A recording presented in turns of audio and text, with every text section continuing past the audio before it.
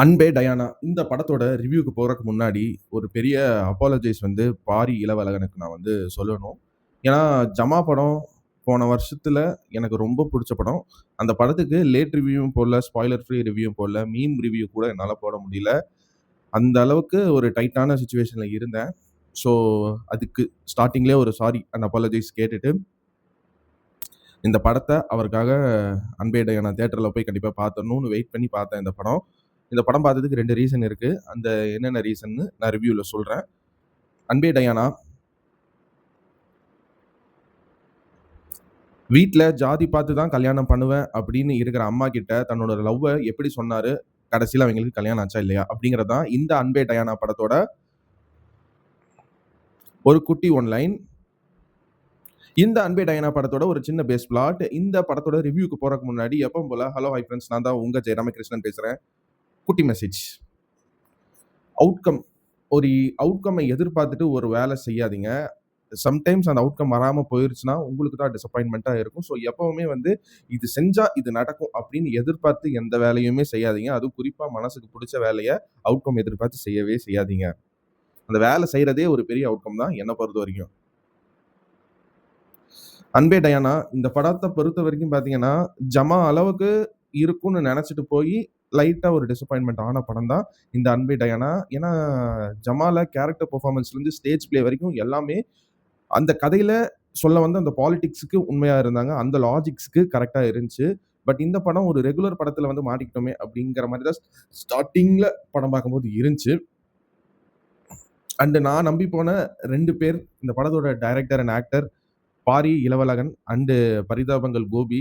அதாவது கோபி தான் சில இடங்கள்ல வந்து அவரோட டயலாக் டெலிவரில படத்த பார்க்க வச்சாரு. என்ன பெர்சனலா கேட்டீங்கன்னா, ஒரு மாரி வித்தியாசமா இருந்துச்சு. அவரால மிமிக் நல்லா பண்ணுவாருன்னு கோபி சுதாகர் விளாக்ஸ் பார்த்து எனக்கு தெரியும். பரிதாபங்கள் அவ்வளோக்கா நெறைய வீடியோ நான் பார்த்ததில்ல. But Gopi and Sudhakar vlogs YouTube சேனல்ல நல்லா மிமிக்ரி பண்ணுவாரு கோபி. அத கரெக்ட்டா இந்த படத்துல யூஸ் பண்ணியிருக்காரு. அந்த பெர்ஃபார்மன்ஸுமே கதைக்கு ஏத்த மாரி அழகா வாங்கியிருக்காங்க. அந்த டயலாக் டெலிவரி, அந்த பாடி லாங்குவேஜ், அவரோட லுக் வைஸ் எல்லாமே படத்துல ரொம்ப எதிர்பார்த்து வந்தத விட ரொம்ப சூப்பராவே நடிச்சு குடுத்திருந்தாரு கோபி.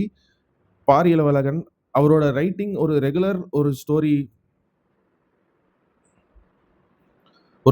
லவ் ஸ்டோரியா இருந்தாலும், ஒரு சில இடங்கள்ல பார்க்கறக்கு கொஞ்சம் டிராமேட்டிக்கா நெறைய சீன்ஸ் அழகாவே லவ் சீன்ஸ் எக்ஸிக்யூட் பண்ணியிருந்தாரு. பட் படம் செட்டில் ஆகுறதுக்கு கொஞ்சம் எனக்கு டைம் எடுத்துச்சு. பட் போக போக ஓரளவுக்கு டீசென்ட்டா தான் கொண்டு போயிருந்தாங்க. அண்ட் அந்த படத்துல இருக்கிற அந்த ஒரு லாஜிக்ஸ் அண்ட் பாலிடிக்ஸ் அம்மா நெனச்சிட்டு இருக்கிற ஒரு பாயிண்ட் ஆஃப் வியூ, பையன் நெனச்சிட்டு இருக்க அந்த பாயிண்ட் ஆஃப் வியூ அந்த 2 இதுவுமே வந்து மீட் பண்ணி, இதுதான் ரியாலிட்டி. இப்படி பேசி மியூச்சுவல் அண்டர்ஸ்டாண்டிங் வந்தா எல்லாமே பாசிபிள் அப்படிங்கிற ஒரு நம்பிக்கையான அந்த ஒரு நாட்டுங்கிறது படத்துல நல்லாவே எழுதி, சீனா அழகா விசுவலைஸ் பண்ணி காட்டியிருந்தாரு. அண்ட் படத்தோட இன்னொரு பாசிட்டிவா நான் பார்க்குறது, இந்த படத்தோட மியூசிக் டைரக்டர் பரத் சங்கரோட ஒர்க் தான். எனக்கு பெர்சனலா எல்லா சாங்குமே படத்துல பிடிச்சிருந்துச்சு. பெர்சனலா அந்த 2 சாங் அந்த லவ் சீன்க்கு அப்புறம் வர சாங்கும் சில இடங்கள்ல அதுவும் குறிப்பா கடைசியில செல்லூர் முருகனுக்கு செல்லூர் முருகனா? Sorry, sorry. செல்முருகனுக்கு போட்ட அந்த ஒரு பேக்கிரவுண்ட் ஸ்கோர்ங்கிறது எனக்கு பெர்சனலா புடிச்ச விஷயம் இந்த படத்துல.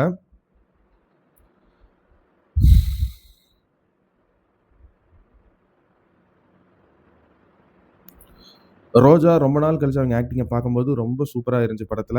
அண்ட் அவங்களே வாய்ஸ் டப்பிங் பண்ணது இந்த படத்துல அந்த கேரக்டருக்கு ரொம்ப நீட்ஃபுல்லான ஒரு விஷயமா இருந்துச்சு.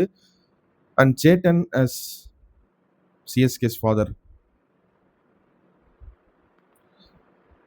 ஒரு அண்டர் ரேட்டட் ஆக்டர்ன்னே சொல்ல தோணுது. ஏன்னா, கிளீஷேவா சொல்லக்கூடாதா இருந்தாலும், இவரோட ஆக்டிங் பெர்ஃபார்மன்ஸ் வந்து பார்த்தீங்கன்னா, ஜமாவா இருக்கட்டும், அதுக்கப்புறம் இந்த படமா இருக்கட்டும், 2லயுமே வந்து ஒரு எத் இப்படி ஒருத்தரால நடிக்க முடியுமா? அப்படின்னு ஒரு ஸ்டீரியோடைபிக்கல் கிளிஷே கொஸ்டின் வந்து அந்த கேரக்டர பார்க்கும்போது நம்மளுக்கு தோணும். பட் ஆனா, அவுட் ஆஃப் அந்த கொஸ்டின் அவங்களோட பெர்ஃபார்மன்ஸ் மூலியமா நம்மள சர்ப்ரைஸ் பண்ணுவாங்க.